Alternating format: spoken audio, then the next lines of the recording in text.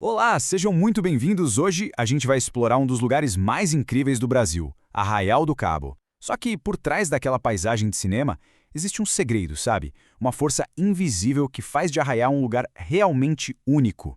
E não é para menos. Com aquela areia branquinha que não esquenta o pé e uma água azul turquesa que parece até mentira, a fama de Arraial do Cabo como um paraíso mundial é mais do que merecida. É aquele lugar que a gente vê em foto e pensa, isso não pode ser real. Mas é. E aqui tá o grande mistério, a pergunta que todo mundo faz quando bota o pé naquelas águas.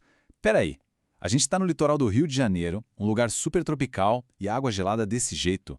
Por quê? Bom, é exatamente isso que vamos descobrir. Então, vamos começar a nossa viagem mergulhando de cabeça nesse paradoxo, nessa contradição fascinante do nosso Caribe brasileiro. E olha que interessante, isso não é uma coisa nova. Pensem bem, há mais de 500 anos, lá em 1503, os primeiros europeus que chegaram aqui, com o Américo Vespúcio, já tinham notado. Eles escreveram nos diários deles sobre o espanto com as correntes geladas da região. Era algo que eles simplesmente não esperavam encontrar na costa do Brasil. E agora, vamos deixar a história um pouquinho de lado e mergulhar na ciência, para finalmente dar um nome para o fenômeno por trás de todo esse mistério. A resposta, gente, tá numa única palavra: ressurgência. Basicamente é um processo super poderoso em que a água lá do fundo do oceano, gelada e cheia de nutrientes, sobe e vem parar aqui, bem na costa de Arraial do Cabo. Mas como é que isso acontece? Não, não é mágica. É pura física. É tipo uma dança espetacular entre duas forças gigantescas. Os ventos soprando na superfície e o próprio giro do nosso planeta. O primeiro parceiro dessa dança é o efeito de Coriolis. Pensem assim, a Terra está girando o tempo todo, certo? Por causa disso, tudo que se move na superfície, como as correntes do oceano, acaba sofrendo um desvio. E aqui, no hemisfério sul, esse empurrãozinho é sempre para a esquerda. Agora vem a parte mais curiosa. O segundo elemento, o transporte de Ekman. O normal seria pensar que o vento empurra a água na mesma direção que ele sopra, né? Pois é, mas não é bem assim. Por causa de uma combinação de forças, o resultado final é que a água da superfície se move, olha que loucura, a 90 graus da direção do vento. Então, vamos juntar as peças e ver a mágica acontecer. Os ventos fortes de Nordeste sopram paralelos à linha da costa de Arraial. Aí o transporte de Ekman entra em ação e, num ângulo de 90 graus, ele empurra a camada de água mais quentinha da superfície para longe da praia, lá para o alto mar. Isso cria um espaço vazio. E para preencher esse espaço, a natureza puxa a única água que tem disponível, a que vem lá de baixo.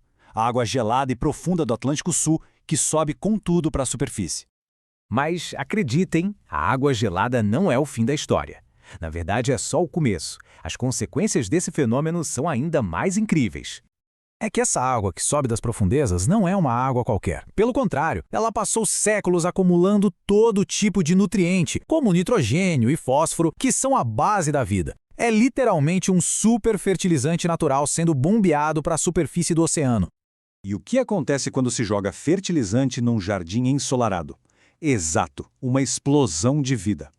No mar, esses nutrientes causam um crescimento gigantesco de fitoplâncton, aquelas plantinhas microscópicas que são o primeiríssimo e mais importante elo de toda a cadeia alimentar marinha.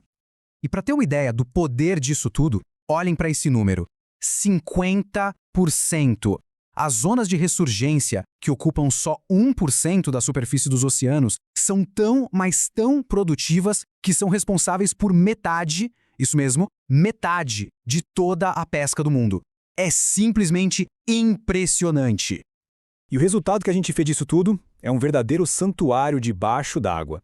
Onde tem muito fitoplâncton, vem o zooplâncton para comer, que atrai peixes pequenos, que atraem peixes maiores, tartarugas, golfinhos, arraias. É uma festa da vida em todos os níveis.